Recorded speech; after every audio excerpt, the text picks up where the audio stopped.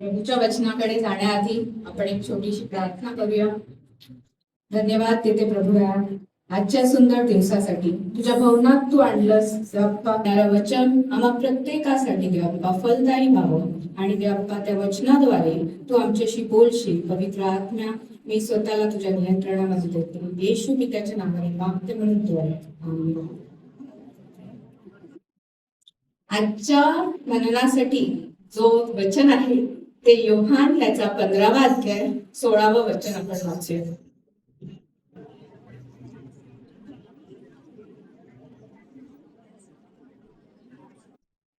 योहान याचा 15वा अध्याय 16वं वचन आपण वाचूया. तुम्ही मला निवडले नाही, तर मी तुम्हाला निवडले व तुम्हाला नेमले आहे. ह्यात हेतू हा की तुम्ही जाऊन फळ द्यावे, तुमचे फळ टिकावे आणि जे काही तुम्ही माझ्या नावाने पित्याजवळ मागाल ते त्याने तुम्हाला द्यावे. आमेन. आमेन. या सुंदरशा वचनासाठी देवाचे खूप काळ स्मरण आपण करूया. या वचनामध्ये खूप सुंदर गोष्ट आहे. निवडले आहे आणि नेमले आहे या दोन शब्दांवर आपण जास्ती भर टाकूया.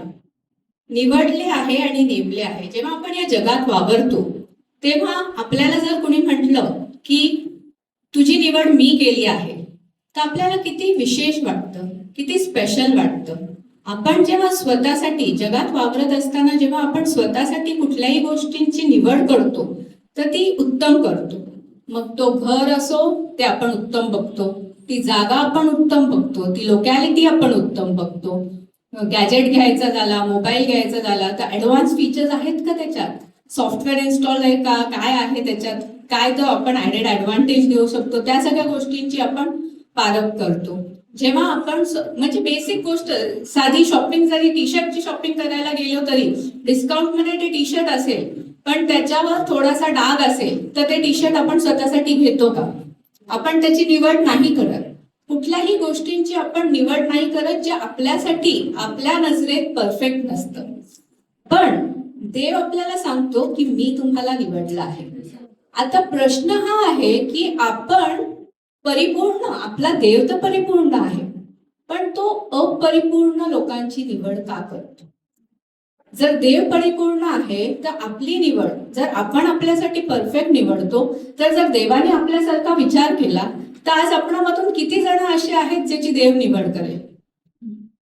जर आपण आपल्यासारखा त्यांनी विचार केला तर देवाची किती, कोण आहे असं, कोण त्या पात्रतेचं आहे की देव त्याची निवड करेल? पण देव आपल्याला निवडतो. का निवडतो देव आपल्याला? उदाहरण आपण जर बघितलं, जरी आपण जॉब घेतला, एखादा जॉब घेतला तर जॉब मध्ये आपण जातो तेव्हा आपण क्वालिफाय होतो का त्या जॉबसाठी, आपण ते बघतो. तो जॉब आपल्यासाठी आहे का? आता सपोज मी चार्टर्ड आहे तर मी जाऊन डॉक्टरवाला जॉब नाही घेऊ शकत, कोणी मला तिथे उभं पण नाही करणार.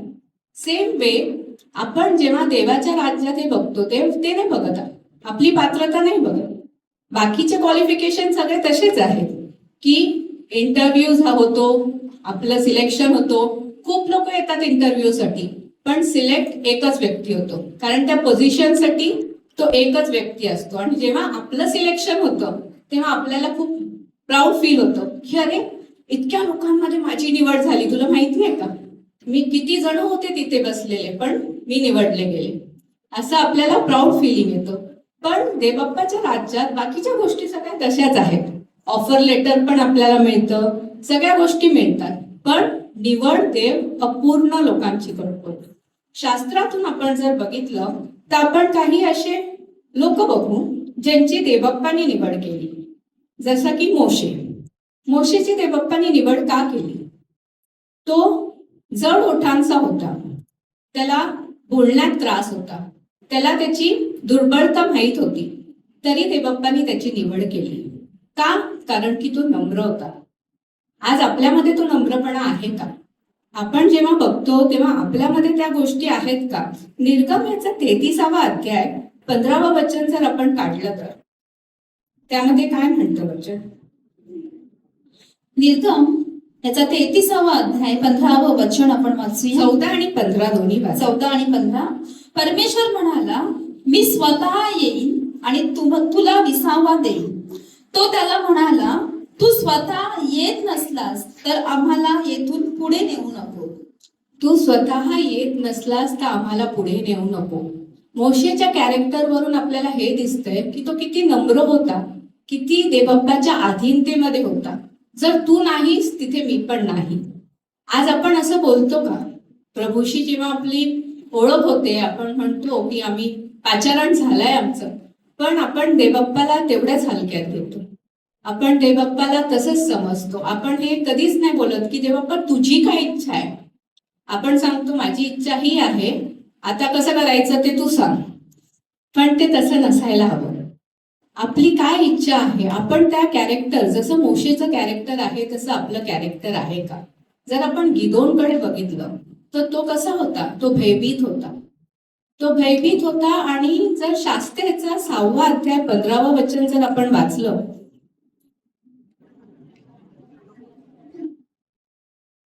शास्त्रेयाचा 6वा अध्याय 15वं वचन, तो त्याला म्हणाला, प्रभो, इस्रायलाला मी कसा सोडविणार? माझे कुळ मनुष्य वंशात सर्वात दरिद्री आहे. तसाच मी आपल्या वडिलाच्या घराण्यात अगदी कनिष्ठ आहे. मी आपल्या वडिलाच्या घराण्यात अगदी कनिष्ठ आहे. त्याला माहिती होतं, त्याचे शॉर्टकमिंग्स त्याला माहित होते. तो घाबरा होता हे देखील त्याला माहित होतं, पण तो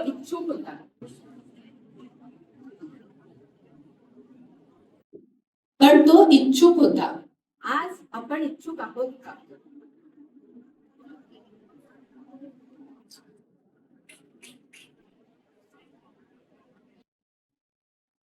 आज आपण इच्छुक आहोत का? आज आपली इच्छा काय आहे? देवबाप्पाची तर इच्छा आहे, त्यांनी ऑलरेडी आपली निवड केलेली आहे, आपल्याला निवडलेलं आहे. पण आपण इच्छुक आहोत का त्याच्या निवडेला हा बोलायसाठी, किंवा येस लॉर्ड आय एक्सेप्ट. आपण ते येस लॉर्ड आय एक्सेप्ट, हो मी तयार आहे, हेच बोलायला खूप वेळ लावतो. मग दाविदाचं कॅरेक्टर जर आपण बघितलं, दावीद कसा होता? दावीद देवावर विश्वास ठेवणारा होता. त्याच्यामध्ये धैर्य, बल हे प्रभूकडून आलेलं आहे, प्रभूकडून प्राप्त झालेलं आहे, हे त्याला माहिती होतं. तो जेव्हा गोल्यात समोर उभा राहिला तेव्हा पण तो तेच म्हणाला की माझ्या नाही, तुला माहिती नाही पराक्रमी कोण आहे, त्याच्याद्वारे मी सर्व गोष्टी करू शकतो. आज आपण म्हणतो मेको सब आता है, मला सगळं माहिती आहे, मी सगळं करू शकतो, माझ्याद्वारे सगळ्या गोष्टी घडू शकतात. पण असं नाही आहे.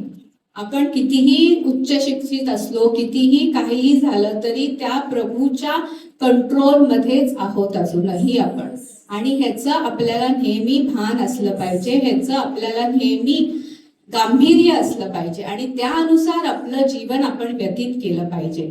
जर आपण पाऊलाकडे बघतो तर पाऊल हा कसा होता? तो देखील उच्च शिक्षित होता. आणि जर पावलाचं कॅरेक्टर येशूला त्याचं पाचारण होण्याच्या आधी जर आपण बघितलं तर तो छळ करणारा होता, तो छळ करत होता. पण येशू जेव्हा त्याला प्राप्त झाला तेव्हा त्याचं उच्च शिक्षण, त्याच्या सर्व गोष्टी त्यांनी सोडल्या, बाजूला ठेवल्या आणि तो नम्र झाला. देवाच्या कॉलिंग मध्ये उभा राहणं प्रियांनो आज गरजेचं आहे. आणि आपण देवबाप्पा आपली वाट बघून आहे. आता जेव्हा मला पास्टरने सांगितलं की तुला बोलायचं आहे, आणि मी जेव्हा देवबाप्पाला विचारलं की कुठल्या वचनावर बोललं पाहिजे, तर निवड हा विषय मला आला. मग जेव्हा निवड हा विषय आला तेव्हा घरात गोष्टी पण अशा होत गेल्या, जसं विचार देवबाप कसे विचार टाकतो डोक्यात. आता जशी माझी मुलगी आहे छोटी 8 वर्षाची, तिला मी डायमंड देणार नाही तिच्या हातात, कारण मला माहिती आहे ते डायमंड जे माझ्या वस्तू आहेत त्या तिच्याच आहेत, पण त्या मी तिला ह्या एजमध्ये नाही देऊ शकत, त्या मी तिला ह्या एजमध्ये नाही देणार, कारण की तिला त्याचं गांभीर्य नाही माहीत, तिला त्या गोष्टी कशा करायच्या ते नाही माहीत. ते डायमंड ती घेईल, खेळेल आणि फेकून देईल, पण तिला माहिती नाही या डायमंडचं काय महत्व आहे, हे डायमंड तिच्याकडे आहे तर ते डायमंड किती मौल्यवान आहे हे तिला नाही माहिती. तसंच देवबाप्पांनी आपली नेमणूक जेव्हा केलेली आहे प्रियांनो, तेव्हा त्यांनी हा विचार केला आहे की मला परफेक्ट लोक नकोय, मला कुठले लोक पाहिजेत. मग देवबाप्पाला इच्छुक लोक पाहिजेत. कुठले लोक पाहिजेत देवबाप्पाला ते लोक पाहिजेत की ते देवबाप्पाच्या शब्दाचा आदर करतील. देवबाप्पाला ते लोक पाहिजेत जे त्याच्यासाठी अवेलेबल राहतील. आज जर आपण, जसं मी स्टार्टिंगला उदाहरण घेतलं जॉब ऑफरचं, ती जॉब ऑफर त्या रिस्ट्रिक्टेड पिरियडसाठी व्हॅलिड असते. 3 days, 4 days, 5 days, जोपर्यंत मी एक्सेप्ट नाही करत तोपर्यंत तो एम्प्लॉयर माझ्यासाठी थांबणार नाही की प्रतीक्षा येईल आणि मग तिला दिलेल्या नियुक्त कामावर मी ठेवेल. जर प्रतीक्षा नाही तर मग तो जो सेकंड ऑप्शन त्यांनी चूज केला आहे त्या सेकंड ऑप्शनला तो घेईल.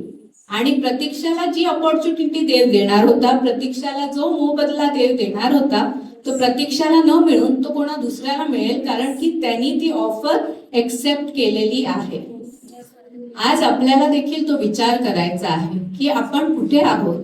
देवबाप्पाने आपल्याला नेमलेलं आहे तर आपण स्वतःला क्रिटिसाइज नाही केलं पाहिजे. मी असं आहे, मी तसं आहे. तुम्ही जसे कसे आहात देवानी तुमची निवड ऑलरेडी केलेली आहे. ह्याचं आपल्याला महत्व पाहिजे. आपली निवड ऑलरेडी झालेली आहे आणि आपली दुर्बळता जी आहे ती आपण सरेंडर, आज आपल्याला आत्मसमर्पण करायचंय.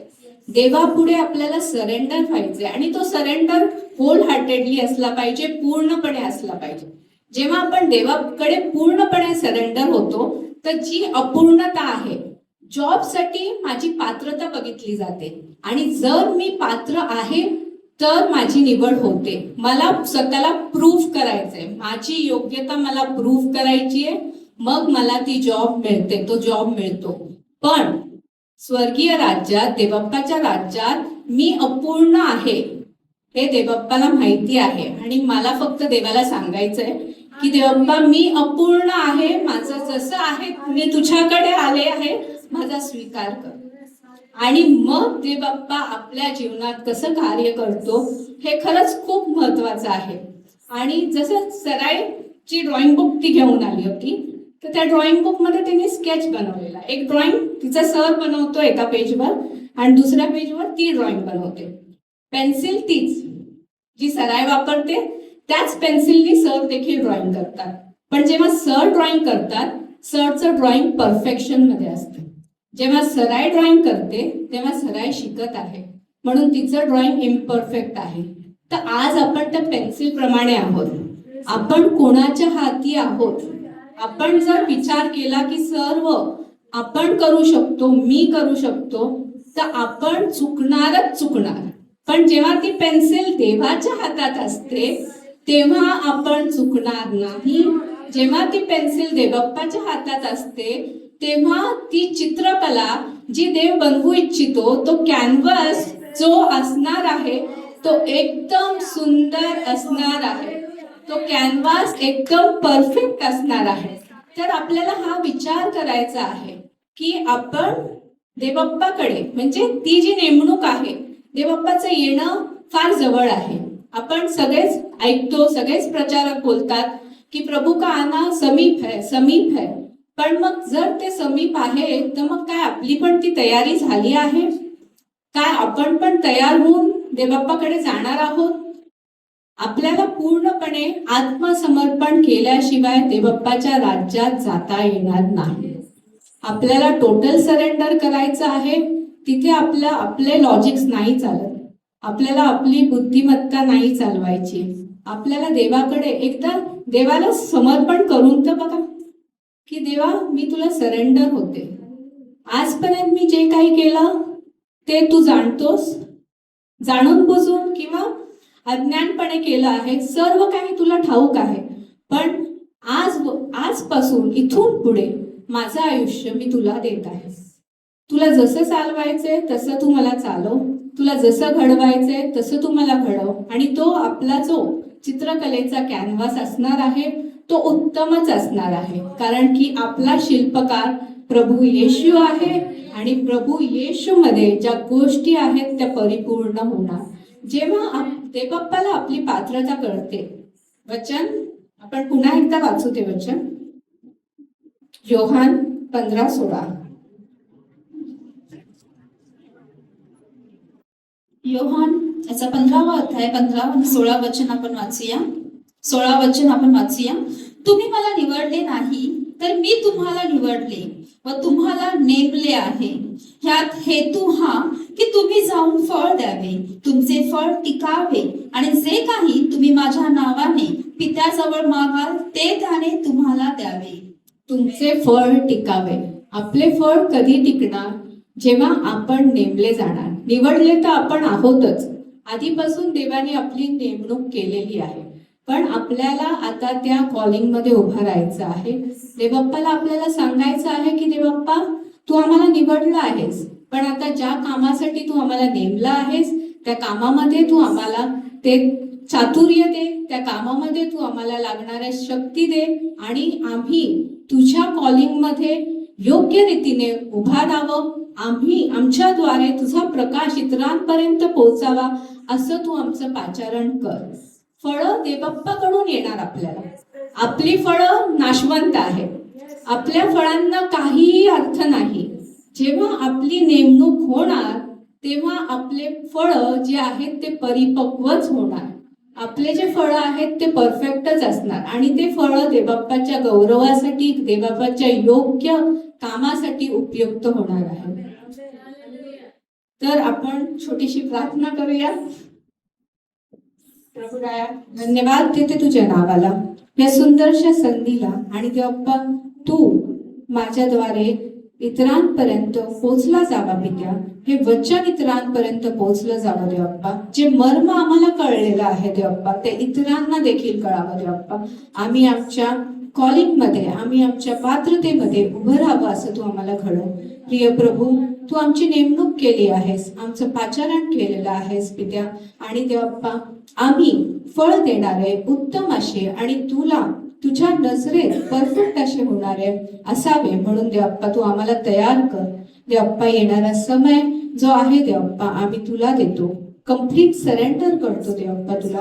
पित्या, तू आमचा ताबा घे आणि तुझ्या प्रतिरूपात आम्हाला घडव. जशी तू प्रकृतीची निर्मिती केली आहे, मनुष्याला तू तुझ्या प्रतिरूपात घडवलं आहे. होय पित्या, तू आम्हाला तुझ्या स्वभावामध्ये धापून घे आणि देवबाप्पा तुझा स्वभाव आमच्यामध्ये उतरू दे देवबाप्पा. आणि आम्ही प्रकाशमान होऊन इतरांना तो प्रकाश द्यावा. आणि देवबाप्पा, तुझ्या गौरवी राज्यात जेव्हा तू येशील, तुझ्या येण्यामध्ये देवबाप्पा प्रत्येक व्यक्ती जो तुझ्या स्वभावाचा आहे, जो तुझ्यासारखा आहे, तो उठविला जावा. म्हणून तू तुझी दयादृष्टी आमच्यावर असू दे. येशू पित्याच्या गौरवी नावात मागते म्हणून तू आहे. आमेन.